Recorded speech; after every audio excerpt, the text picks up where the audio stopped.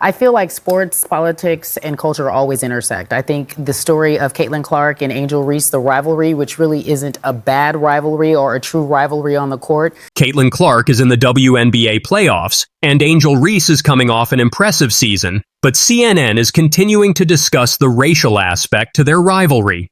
It's no secret that race has influenced the Clark versus Reese debate. Clark is white, and Reese is black. Many, though of course not all, of their fans share similar races. But more importantly, Clark and Reese are just great basketball players.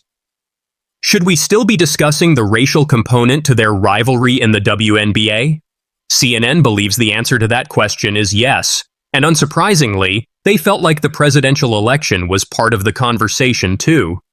Former ESPNers Cari and Jemele Hill are included in the discussion. Unsurprisingly, most of the sports world seems annoyed by it. Let's see what Cari said.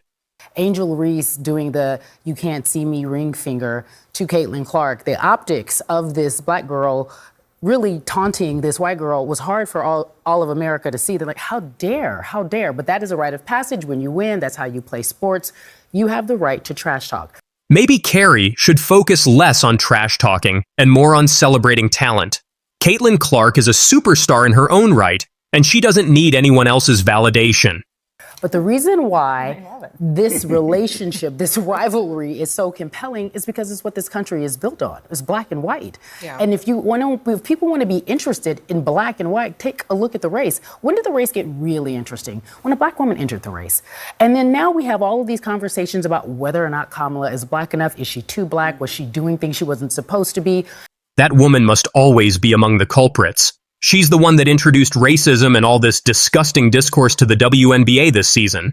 I don't think people even know what Caitlin Clark's politics are. Well, they got to by the way, no, I don't even think her liking a post suggests that she's endorsing let me just explain, because I think if anybody missed it, Taylor Swift did her post endorsing Kamala Harris and encouraging people to vote. Caitlin Clark liked this post, which caused a huge uproar because I think people assumed that she was, because she's white, that she... Maybe Jemele should recognize that support for a candidate isn't about race. Caitlin Clark is simply exercising her right to engage in important conversations, just like anyone else, Scott said. Is like one of the most talented women basketball players there's no question in the history of the country. She comes on, she does amazing things, and then people say, people say, all of a sudden, I'm now interested in something I wasn't before. Look at the attendance, look at the viewership, and then they watch the games, and she's constantly being abused. She was stabbed in the eye last night. She was not stabbed. Scott makes a great point. Caitlin Clark's talent is undeniably drawing in new fans and elevating women's sports. It's frustrating to see her facing abuse while she's out here inspiring so many and changing the game. Her impact goes far beyond the court, Erin said. There are really rarely two young women who are doing a better job than the adults in this country. Than Angel Reese and Caitlin Clark. They are standing, like Caitlin Clark, she had to stand there and not, what was it? She didn't get MVP, she didn't get something, and they were like, all these cameras in her face, and she's a young 20-something woman, and she's like, it makes me want to be better. I want to be a better player. This is, our political leaders could learn more from these two women being able to stand. Oh, I think so. Erin's absolutely right. Caitlin Clark and her teammates handled themselves with amazing calm and professionalism that many adults could learn from. It's impressive to see such young athletes handle pressure with grace and inspire others, proving that they're not just players, but role models as well. People believe that this is a reflection and a microcosm of where the country is. There are really rarely two young women who are doing a better job than the adults in this country. Than Angel Reese and Caitlin Clark. They are standing, like Caitlin Clark, she had to stand there and not, what was it? She didn't get MVP, she didn't get something, and they were like, all these cameras in her face, and she's a young 20-something woman, and she's like, it makes me want to be better. I want to be a better player. This is, our political leaders could learn more from these two women being able to stand. Oh, I think so. Because you know what? I want our political leaders to make more layers. They put it aside and they focus on the win. One more layer to this discussion, because Cari points out how unfair it is to label athletes like Caitlin Clark and Angel Reese as heroes or villains. Instead of embracing their unique talents, let's celebrate both for their incredible contributions to the game. No matter what these journalists say, we all know one thing that Caitlin Clark is a phenomenal talent in women's basketball, showcasing unmatched skills, intensity, and passion on the court. Her exceptional court vision and shooting ability make her a standout player, delivering clutch performances under pressure. With a dedication to hard work and a commitment to improving her game, Caitlin inspires young athletes everywhere. To me, what Caitlin's been able to do in a short period of time has been very impressive, right? And so, because I know people are like, oh my God, you said she wouldn't be good. But I didn't say she wouldn't be good. What I said was I didn't think Caitlin or Angel would come into the league and dominate immediately. Holy shit. Just when you thought the Caitlin Clark drama was dying down, Sheryl Swoopes decides to reveal bigger story. Swoopes, WNBA legend and apparently self-appointed critic-in-chief, took to Gilbert Arenas' podcast, Gil's Arena, to throw some more shade at Caitlin Clark. Now, you'd think after all the backlash from her previous comments, she'd cool it a bit. But no, Swoopes doubled down like she's at a blackjack table in Vegas. When we're talking about dominating with Caitlin Clark, what would those numbers have? What was the numbers? It would have been a scoring number. Exactly. Yeah. Right? Because of that high clip, shooting it. Right, So we'd have been like, That's what she did. Do you consider 20 That's points what I per was saying game? when you said So it. you don't consider 20 points per game? So if her stats, when we're saying she won't do this in the W, she averaged 31.6, 7.4 rebounds, 9 assists, right? Did anyone expect her to do that in WNBA? Those three? No. Right? So she didn't do that. No. Now, if we say her stats are today, what? 20 points, 8.4 assists, 6 rebounds. That's crazy. But That's crazy. Is that dominant? 5.6 Those are turnovers, hell of a too. number. Those are hell For of a a numbers. rookie. But to me, that's not Period. dominating. Yeah, it's only not dominating because she's a rookie. Now, No. Yeah, so because if she's putting up numbers like Asia right now, would she be dominating? yes. So it's about the numbers.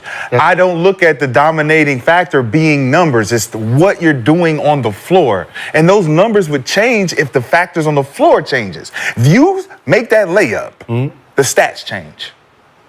If you swing, I get a layup, stats change. These are factors on the floor that we don't get to see because we're glorifying the stat.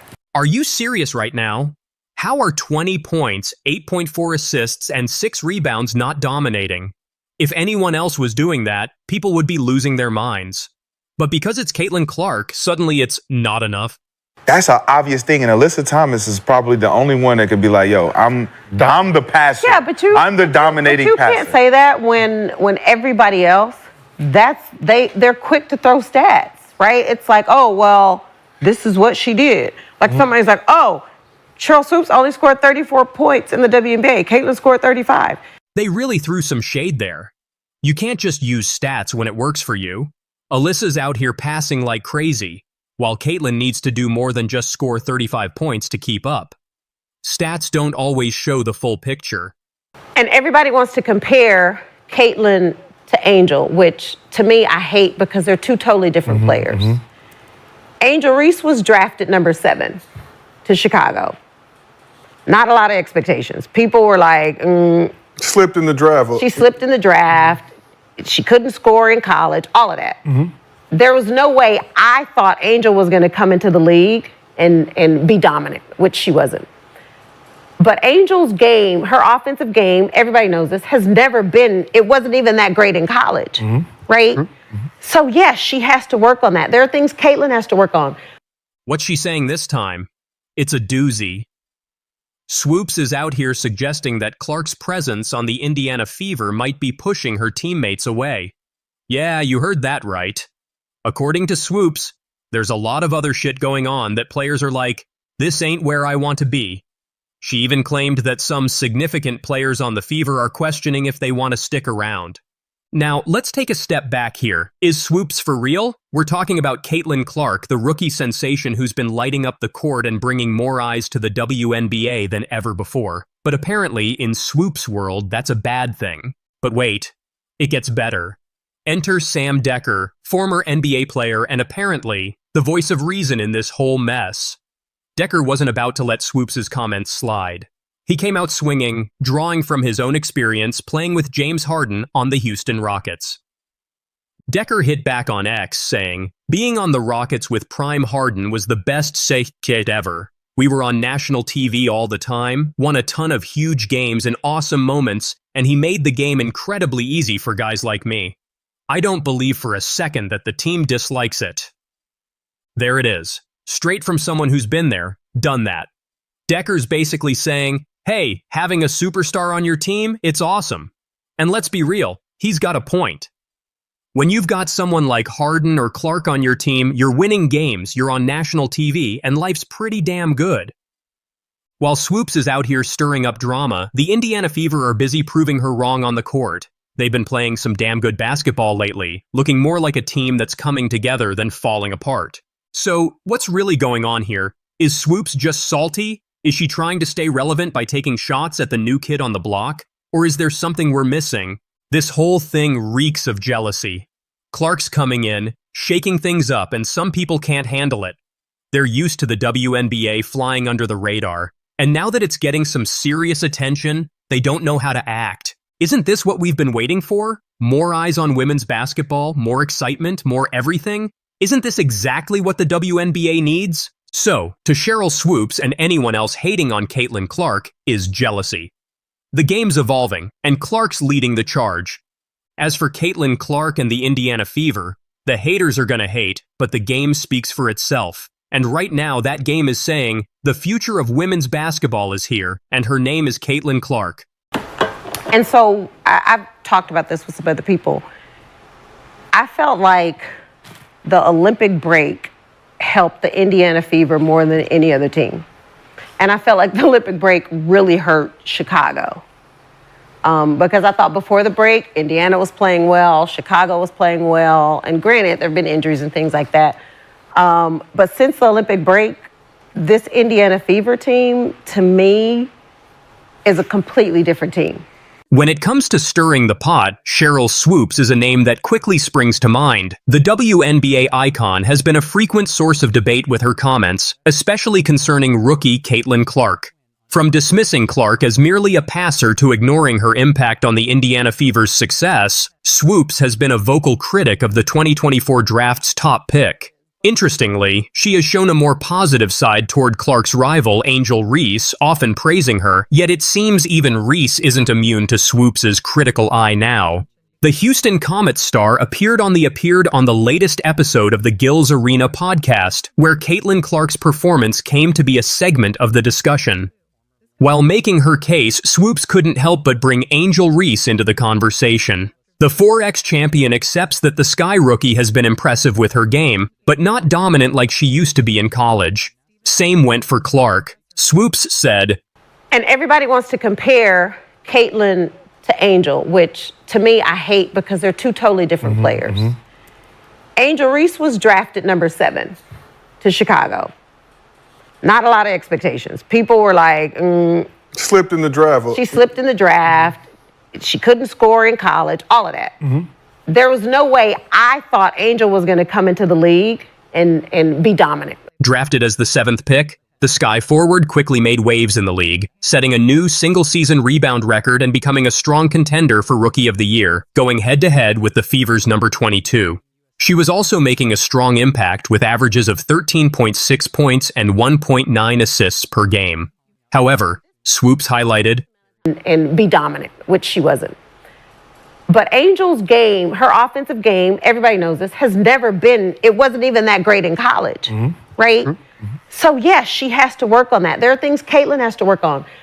The rookie did struggle with her shooting and took in a few criticisms as well. Sue Bird believes she has the potential to improve on that as well, so Swoops makes it clear that Reese has her strong points, calling her one of the best rebounders, but she has room for improvement too. Something she suggests in her view of Caitlin Clark as well. In a recent episode of Gil Arena's podcast, the spotlight was firmly on Caitlin Clark's rookie season. As the discussion delved into the Indiana Fever star's impressive stats and initial challenges, Sheryl Swoops shared her trademark take on the rookie. While acknowledging Clark's solid performance, Swoops noted that she's doing well but has yet to truly dominate the league. Swoops said, 15, 16 boards a game easy, right? So I look at 13.1 rebounds. So I'm looking at Caitlin. She also elaborated on her stance, recalling her earlier comments where she predicted neither Caitlin Clark nor fellow rookie Angel Reese would make an immediate impact in the WNBA. Right? And so, because I know people are like, oh my God, you said she wouldn't be good. But I didn't say she wouldn't be good.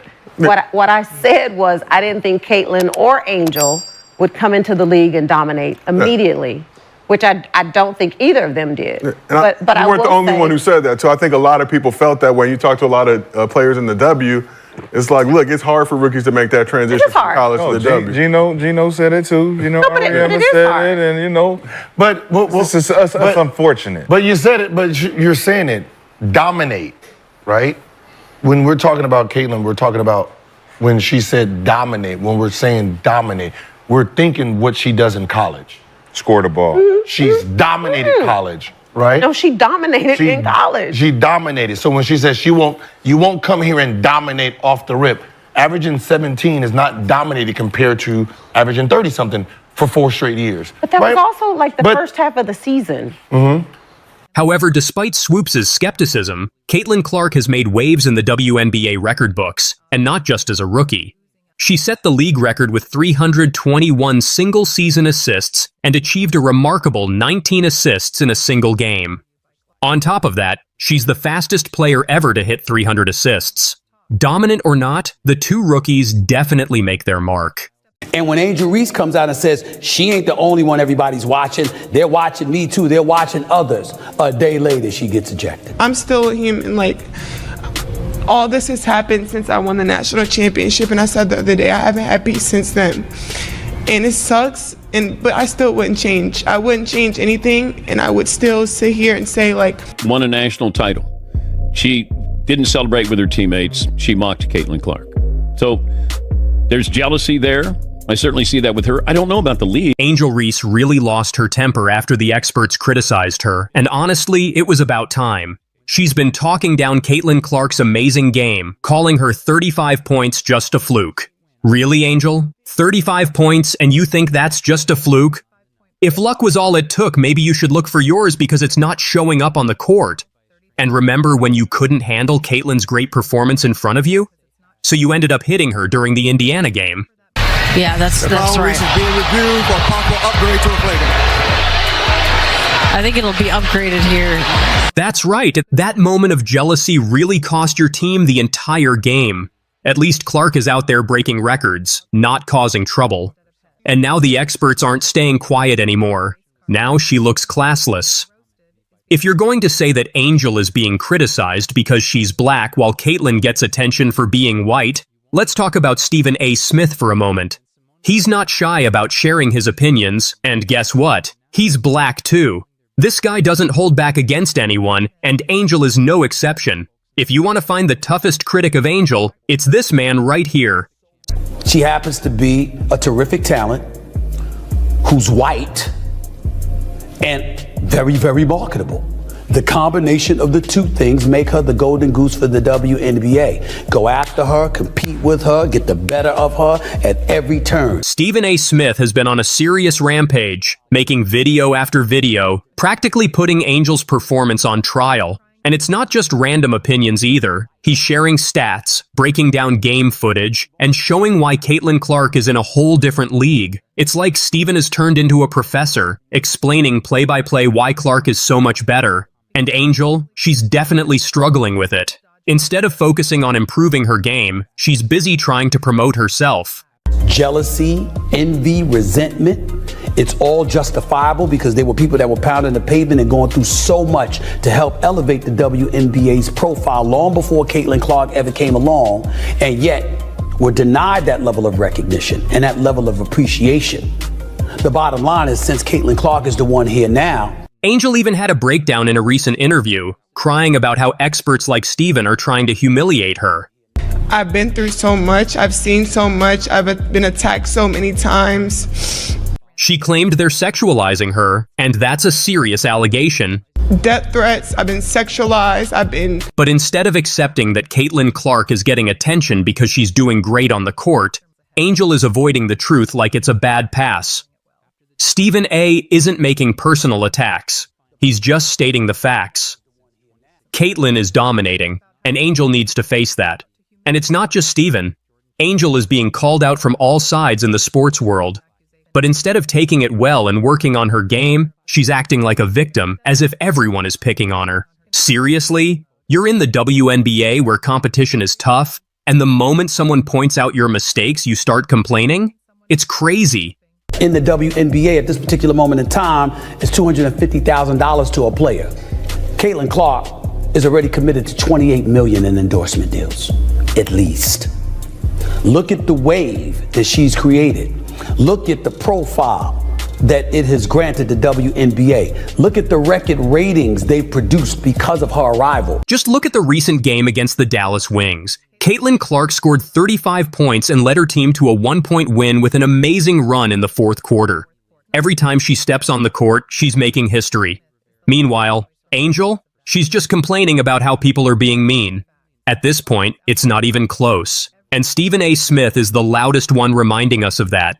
He's breaking it down with clear facts. Clark is outperforming Reese in every important way. But I do think that she's benefited. The WNBA has benefited from Caitlin Clark and the publicity. But for some reason, Angel can't seem to accept this.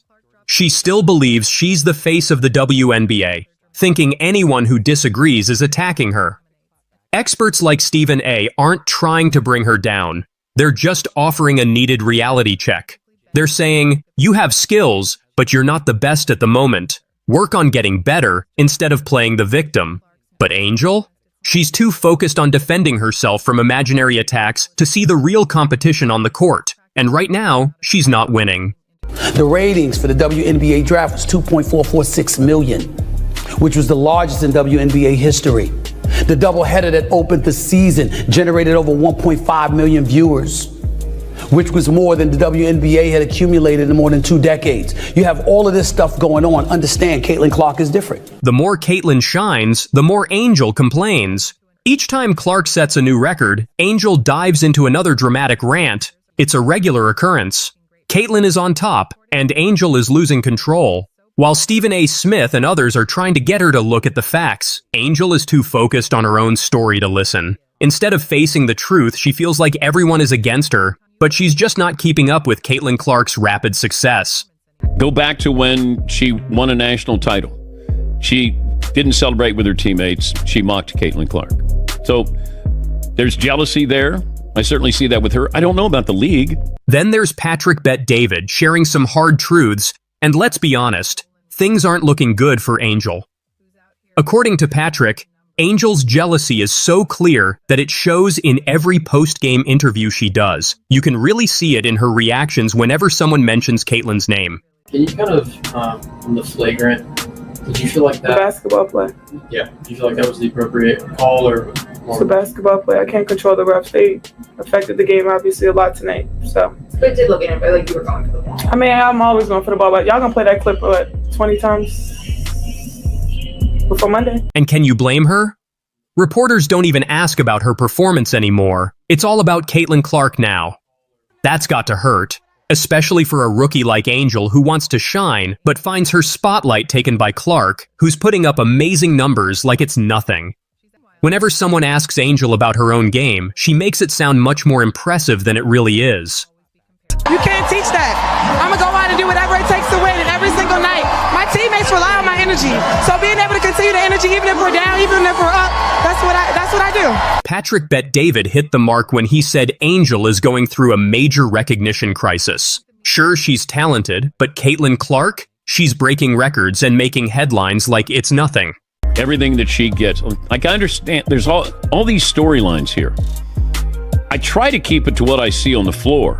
Meanwhile, Reese's interviews have turned into a place for her to express how unfair it is to constantly be compared to Clark.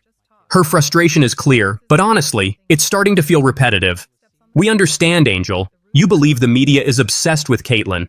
But is it truly unfair? Or is Clark just that impressive? Can we really blame the media for focusing on this? I mean, Clark's stats don't just speak, they shout. And this isn't just a one-time occurrence. Every time Clark plays, she's either breaking another record or showcasing her skills. And then, her forearm came down and hit Caitlin Clark. Let's be honest. The source of Angel's frustration is pretty obvious. It's not just that Caitlin is talented, it's that Caitlin is better. Angel sees all the attention going to Clark, and it's driving her crazy. Every press conference feels like a tribute to Caitlin, while Angel is left out, both on the court and in the spotlight. Patrick Bet David really nailed it when he asked if it should have been called a flagrant foul. Should it have been upgraded to a flagrant? I understand. Now, you can't factor in that Caitlin Clark and Angel Reese don't have a good relationship, and Angel Reese has mocked Caitlin Clark, has roughed up Caitlin Clark a couple of times, but that shouldn't factor in if it's a flagrant one or not. But it's also true. What's wild is how obvious Angel's frustration has become. You can hear it in her voice whenever she talks about how unfair it is that Clark is getting all the praise. But here's the catch. It's not unfair at all.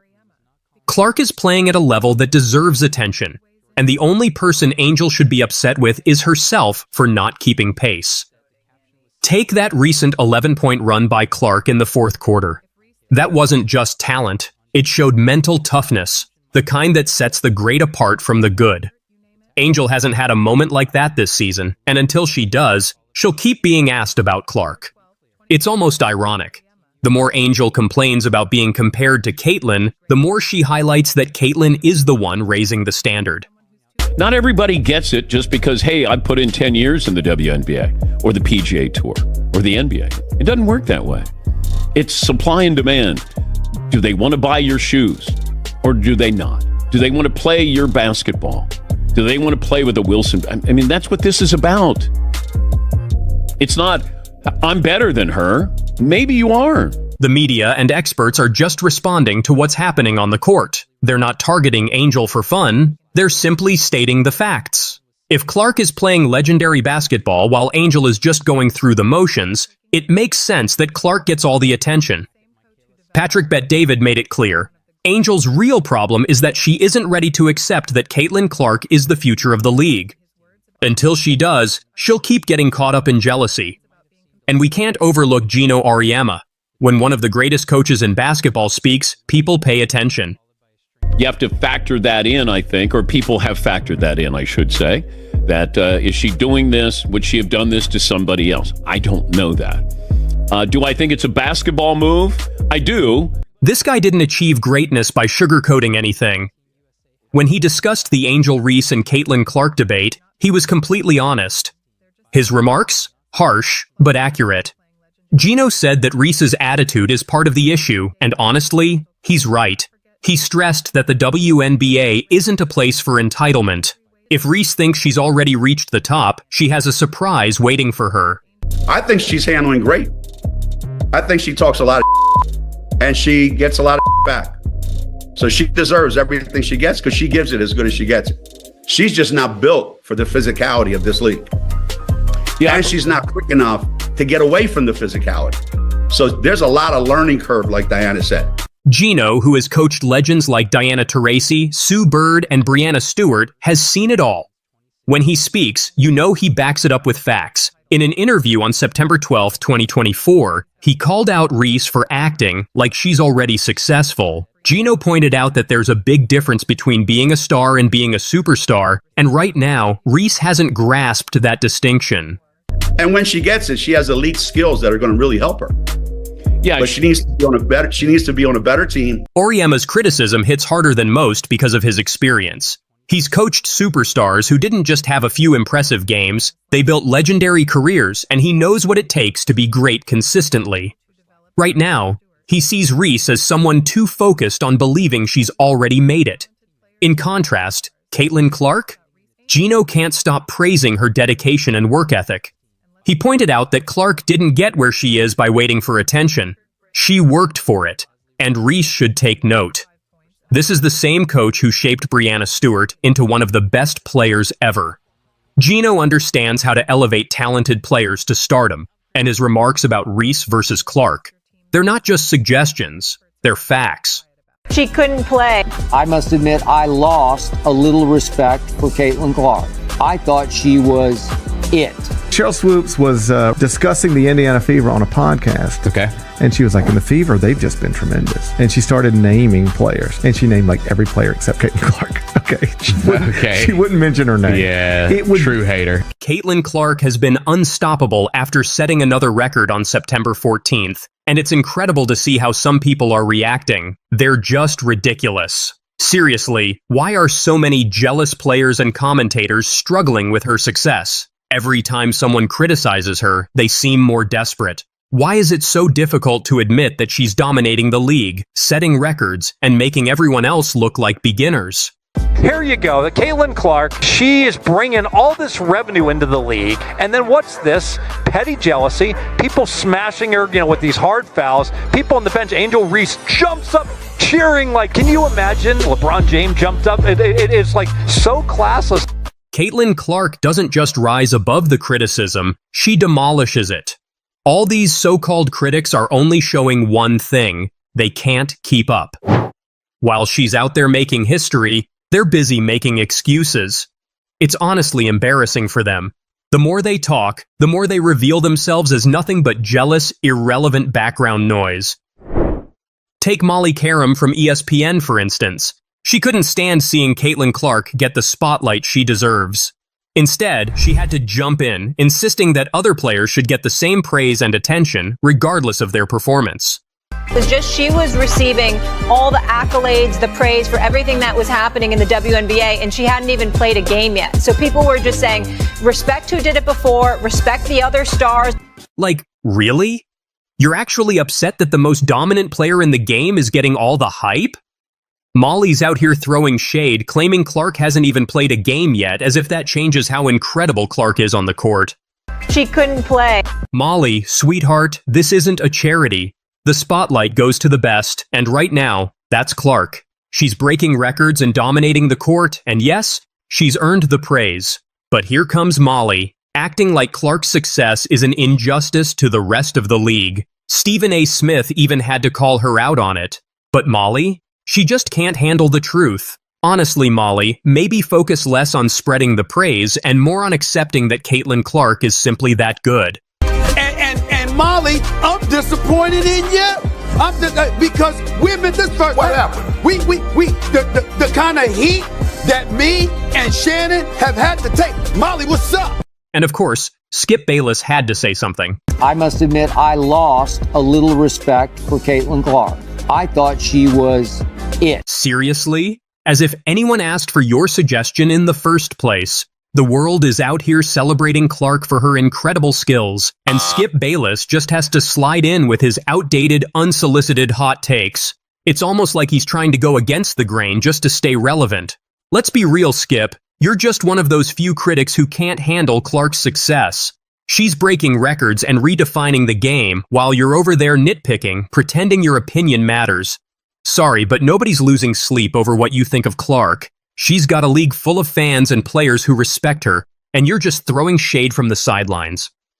Skip Bayless, that is not the whole truth and nothing but the truth, so help you God. So I don't mean to go against you or God himself. What Skip is either wrong about or has forgotten, honchos at ESPN were not happy. Moving on to a legend. Yet even legends aren't exempt from poor judgments.